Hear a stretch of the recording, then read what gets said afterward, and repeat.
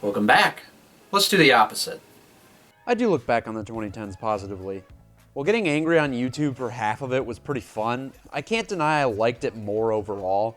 Even in terms of the biggest stuff, there's just been more to latch onto. Ugh. That's all you need to know.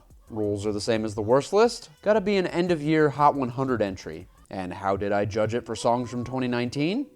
I didn't need to. Nothing made it. Whoops! We're sending this decade off right. These are the top 20 best hit songs of the 2010s. Number 20. It hurts putting our queen on the worst list, but her early days were calculated risks. She was basically the counter-argument to Lady Gaga's nutso artistic image. She was here to have some fun and bring us along for the ride. Don't stop, make it pop. I just want to listen to this. Why even talk? But yeah, keep talking and nobody's channel explodes. TikTok is contemporary satire to vapid material culture. Kesha melds into the role of a spoiled party girl to stab at the establishment from the inside. Quite sophisticated counterculture piece, if I don't say so myself. Dad? Stop stealing my scripts and adding crap! No. TikTok is about that chorus.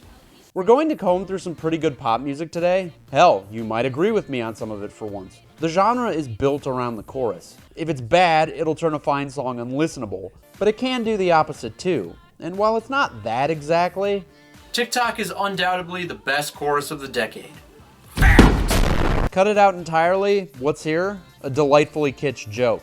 Everybody get crunk, crunk. If this chorus was just subpar, I don't think Kesha would have been a thing. She'd join the likes of Jess Glynn or Tori Kelly. Fine singers, but gone instantly after the minor success they experienced. With one chorus, Kesha turned her likeness into a pop institution instantly, and we couldn't be luckier. Uh-oh. Oh, please. Everybody take it off. Never mind, I take it all back. TikTok. The only good thing about 2010 Kesha. Well, that and Steven. Steven. Number 19. One of the things I looked forward to doing with this project was better articulating my best songs from 2014 and 2015. I think those videos are fine and get the point across, but I get a little scatterbrained without my little script in front of me. The script here says to improvise, so how are you doing? I lied, the script said that. What matters is I have the opportunity to think through and explain what makes these my favorites. And as always, one of the most deserving one-hit wonders of history. Get over my head, I'm out of my mind. There's actually a little interesting background to Classic, and that's the hilarious legacy MKTO self-titled brought to the table. When I bought it out of the $1 used Anarchy bin in the back corner of my local entertainment media shop, Shout out to the Exchange. If you're in Indiana, Ohio, or Pennsylvania, stop in. They rule. I figured it would be worth the laugh, and Classic is definitely worth the dollar if it was a total failure. It turned out to be more fascinating than I could have imagined. MKTO should have never been a thing. Tony Aller and Malcolm Kelly, see it's their initials, TOMK, met because they were both on a Nickelodeon show. I'm sure they hit it off and decided to try music. It turned out one of them was pretty good at it, and the other was not so much. Believe it or not, Malcolm's best rap verse is the one on Classic. It's not the greatest sign for the rest of the album. Got me tripping out like 60s. Let me The charm here is that it sounds like he's just saying what comes to his mind, which is contextually cute. It's like the crush he has on this girl is overwhelming him with nerves. Would it be better without it? Most definitely. girl your tops. Aw, that's a boy's name, Malcolm. Don't listen to Self-Titled. I'll sum it up. All of the songs are meh until the completely out-of-place rapper grinds everything to a halt. His name is half the group. He's got a guest feature on every song. No, just be there.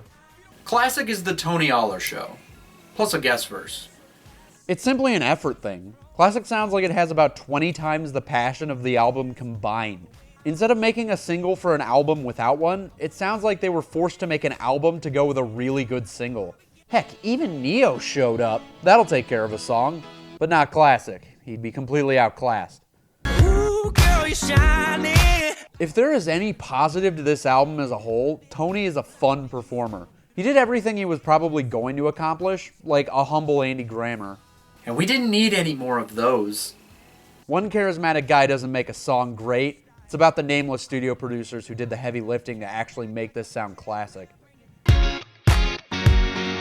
Good bones, better parts. Hey, where's the drums? That right there is why this is one of the best songs of the decade. Half a measure of cowbell. Call and answer in its best form. Hey, where's the drums? Right here, bitch. Hope you can handle them. Classic is precisely what it is. A throwback that proved to be simply timeless. I'll shut up about number 19 now. Number 18. I'm gonna pop some tags. Unbeknownst to you, this is the third time I've written about this song, so the highlights. I'm gonna pop some tags. Fuck yes. I get copping it, washing it, about to go and get some compliments. Mac. Ryan. If you don't like thrift shop, then you don't like fun. Everybody's an art critic. That's you. Number 17. Some things shouldn't have been hits. Combing through these lists is fun enough just to see the ridiculous ephemera that got popular. 2014's immaculate popularization of EDM experimentation, the indie rock sweepstakes, and funny Asian man dance, which there are two of. That's the great thing about variation in the charts. Something different can break up pop lulls. Ducky, ducky. Or suck harder than possible. I am focusing on international hits for this entry, all the way from that crazy island to the west, Great Britain. Technically, I'm right. You just have to go most of the way around the world west. But west? Whatever. I'm certainly not bulletproof. This time, baby. When I got back into pop music in 2012, this was exactly what I missed out on with my little angsty phase. Music this fun, music this catchy, music I could embarrassingly belt in public. Sure can't get that kind of simple happiness from Good Charlotte. But I do want to be in love with pop music. Bulletproof managed to effortlessly become its own niche. Its production sounds simultaneously of 2010 and futuristic all at once. LaRue then layers with it perfectly, sitting an octave above the synthesizers. The only act this reminds me of would be Freeze Pop, so yeah, I love every second of it. Reminds me of the good old days of Rock Band. Oh yeah, Rock Band! If I made this list a couple of years ago before I got my Matified kit, this probably would just be an honorable mention. But the drum line. For somebody with potato brain like me that can't do complicated kick riffs, Bulletproof is one of my favorite drum go-tos in the game, which emphasize just how good the part is. This song just bops. I don't need to sing its praises. Number 17 worthy. Go listen to it. Number 16. Dropped out of school, now we done rich. Lots of mirror images with these decade videos. Kesha gets 20 on both lists. Drake gets 16. Get your motherfucking roll on. Let's take a quick moment to embrace the best Drake hit there will ever be. You ain't stressing off no lover in the past tense. You already had them. He used up all of his fun reserves. Murder on the beat. Murdu used his breaking case of lost credibility case.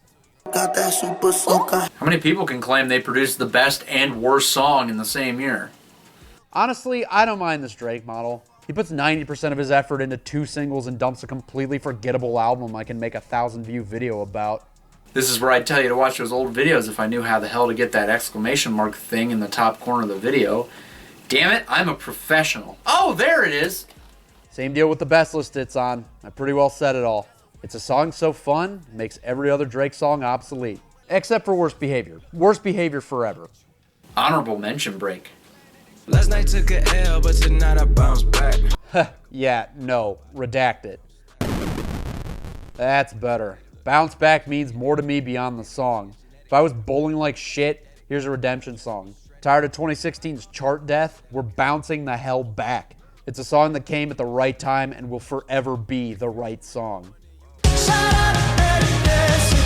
Yeah, I've never been more wrong about anything in my whole life. The more time that passes, the more exponentially better this song gets. It's gonna be my favorite song ever in 2024. Years of critical acclaim and well-earned success, this will always be my favorite Adele song, and that's because it hit a sweet spot that puts it over the rest. It's more grounded than Hello, more full than Someone Like You, and more legitimate than Send My Love, which was everybody's favorite before. What? I liked it. Definitely would have made the list if it didn't scrape 2009's chart. The Fame had my favorite set of singles from Gaga, and to me, it felt like they ever so slightly lost their creative enthusiasm. Bad Romance and Applause are great, but I always gravitated towards the simplicity of Paparazzi. It's just damn good. Let's just take this moment to appreciate that Paramore got any limelight at all. I can bitch and complain about how their best album went nowhere chart-wise, but any hit has been 100% welcome. The only exceptions Bleed Over from 09's Brand New Eyes is cute. Still Into You? Even cuter. Ain't It Fun was more proof that Self-Titled had a shit ton of good singles. I would call Paramore a top 10 band of mine. We'll talk about Paramore more at the end of the year. Back to the list at hand. Number 15.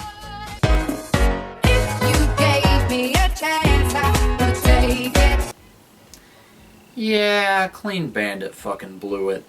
Rather Be is a pretty straightforward song to explain what made it so amazing, which is why I'll be spending the least amount of time here on it. Jess Glenn's only good single highlighted how an average singer could sound unstoppable over something geniusly produced. It comes nothing short of elegant. It's an out-of-body good that makes it pretty much flawless. Although, it's a boring kind of perfect that makes it get shelved at 15. Clean Bandit proved that you didn't need the name or formulaic song structure that every mainstream EDM producer did for years. DJ Snake would also break out in 2014, so the floodgates were primed for a change. That change, we did not get. Either new faces took over and copied the old model, or old faces withered away or did something completely different. 2017 was the year to choose a path. Harris got funky, Getta got irrelevant. Fuck you, Zed. Clean Bandit got Sean Paul. Call it a mom's adoration. Foundation, a special bond of. This became the only single that mattered, and it was the end. All the eggs in the stripper with a kid narrative. Not in the one with the genuinely talented up-and-comer. Not the one that was actually good. They went with the horror short. Bad touch. She's creepy. Sean Paul is still garbage. The drop in the chorus featured the worst theme drops would become. Loud, punchy, staccato squeals. The point I'm distractingly working my way around is that the Clean Bandit story is a cautionary tale. The Rather Bees will make you, the Rockabys will break you. But hey, there's always next year. Number 14. We didn't go to church, but I got blessed. Welcome back to Damn It, Pitbull is the best thing to happen in the 2010s. I may be embarrassed to admit that, but at least I made a video about it. I managed to mention every song from his 6-year dominance that could be paraphrased into 5 words or less, but 2 I intentionally omitted to save for right now. The best Pitbull song was so bad, it was phenomenal. Grab somebody sexy, tell them, hey. Start to finish masterpiece. Me not working hard. Yeah, right. Picture that with a Kodak. Kodak. Go to Times Square, take a picture of me with a Kodak. Times Square Kodak. Hope the plug kept the lights on. Oh, whoops. And tonight, let's enjoy life. Yes, let's. I want all of you tonight. Listen to this party animal, like he was born to sing these songs. And she knows. Or these songs with Pitbull only. Next guest artist. What? I can't hear you. The music's too loud. You know what? It was probably intentional. Paints how dominant and perfect Pitbull is. It's insane the way the name growing money. Hey, hey, hey, hey. Most turned club vocals in all of pop music and preceded that tragic plague by years. No wonder they copied it. Pitbull perfected it before it was even a trend. And I got it locked up like Lindsay Lohan. Sick burn, bro. Grab somebody sexy, tell them, hey. Give me everything tonight. There's no way that works. Cause if you slip, I'm gonna fall on top of your girl. Hey! My family's from Cuba, but I'm an American. I don't get money like secrets. Was that a humble brag? Granny's an impoverished communist. I'm an American Idol like Seacrest. So not at all, because that guy's just a placeholder archetype. Maybe looking at it one element at a time really put the cracks into full view. But that's it. The cracks and problems that make it up are what make it better than most other pop songs. It's the room of pop music. Take Todd. Yeah, who's that? Haha. Out of 10 years of making videos, his Nothing Held Back review in 2011 is still one of his best. And even after a thorough depantsing of every aspect, it still didn't make his worst list. It's just that good of a song. We may live in a time without Pitbull, but now we know how much he meant to the decade. He made it better, and I wouldn't have it any other way. Dale. Number 13. Best song of 2013. Do I stand behind it? Yeah, it's definitely the best JT song of the decade. Still true. I already said it. Next. Number 12. 2017's best lists met an abnormal amount of consensus. I know the number of lists don't correlate, but I Took a Pill and a Bee's first place finish for its committee video wouldn't be in the top 5 for 2017. It was a banner year for the committee's expected results. So much so that the number 1 of the year made everybody's lists, but 2. Redact it. I got loyalty, got royalty inside my DNA. The 2 biggest comment threads I got from the 2017 video was either why praying and why not DNA. I'll tell you why praying in the top 10, assholes. But DNA had a much more disappointing story for its snub. I'm usually a pretty diligent chart watcher. If something pops into the top 10, I see what the fuss is about. And this was a Kendrick Lamar song. I already liked Humble a ton. Why wouldn't this be any different? Upon listening to it that first time, I made a fatal error. Now, I can't actually confirm if I was this irresponsible because it's been more than 2 years since that day. But I think I didn't listen to it all the way through. Makes sense now, right? While this isn't how it always works, I favor first impressions pretty heavily. And while I always liked Kendrick, rap has that extra hurdle to jump. I pretty much have to love the beat or I shrug and flip over to the station with the Jonas Brothers song.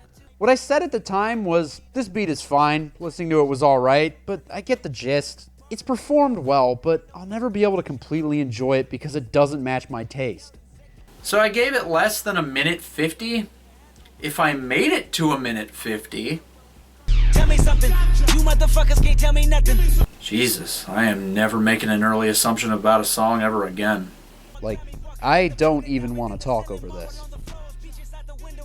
I mean, I have to, or I'll be the only one who can watch this video. But fuck, man. This is perfect. The first part makes so much sense now. It was a setup for an untouchable back half. Using Geraldo's dumbass quote against him. This is why I say that hip-hop has done more damage to young African Americans than racism in recent years. The Rick James sample, which is never out of place. You motherfuckers can't tell me nothing. I'd rather die than to listen to you. And if Kendrick was good before, I'm just speechless. Certainly pissed at 2017 me for not giving this a real shot. You're a dumbass, you clueless fool! He didn't hold back. Attacked the problem the best way possible. Without humor or extra such bullshit. With ferocity. Really, he's doing all the work here. I don't need to tell you what he's putting down. Because it'd be redundant. Not because I'm talking about something completely out of my depth. DNA is just perfect, man. And it's the second best song from 2017. Because, you know, next video. Number 11. As I said, what makes the back half of DNA so strong is the serviceable beginning. It's a mutually beneficial relationship between halves. Of course, the second helps the first, but the second is set up to be more explosively perfect. I equate it to a PB&J with only jelly at the end. Dang good on its own, but even better with that stiff filler we call peanut butter. I have good opinions. The minor problem with DNA is that structure it uses to be so great is the glue that makes it so great. In the end, I think he was chasing that lightning in a bottle that was his own first majestic hit. Why you babysitting? Only 2 or 3 shots. I've done a lot of soul searching since the 2013 video, and that very list has been tinkered with multiple times. It's had 3 number 1s since that year. At the time, I'm just pumped. I bought some shit from a thrift shop. I was a fun-loving guy back then. Life hadn't really crushed my spirits yet. Joke's on life, I got more subs than money in the bank. Oh God, where did life go wrong? Once that ridiculous phase of my life came and gone, I got into a serious relationship, which triggered a number 1 switch.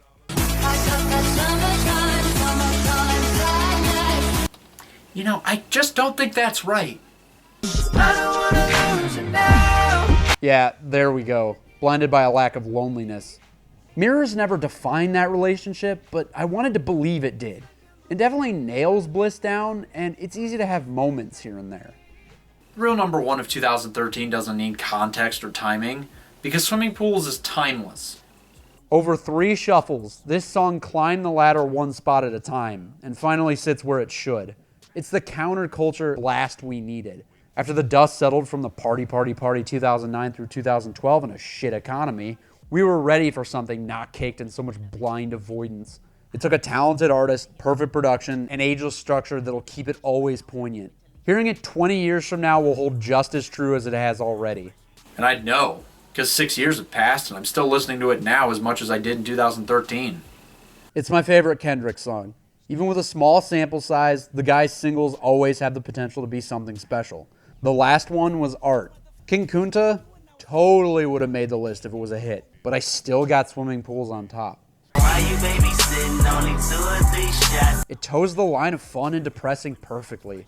It's catchy but unsettling. It's about forgetting the present while being endlessly memorable. The second verse voice shift, the ridiculous last bridge, all moving parts that completes a well-rounded song. Every spot is great. And every spot I talked about 2 years ago. And thank you again for joining me on the formality of my decade list. Next up, I'll get back to you on that one. Please enjoy 20 through 11 worst of the decade, even if YouTube didn't like how much I cussed in it. Didn't cause me trouble before, but hey, what's the industry without bots with double standards? Here's a video where I complain about it. I complain a lot. It's fun. Let's go.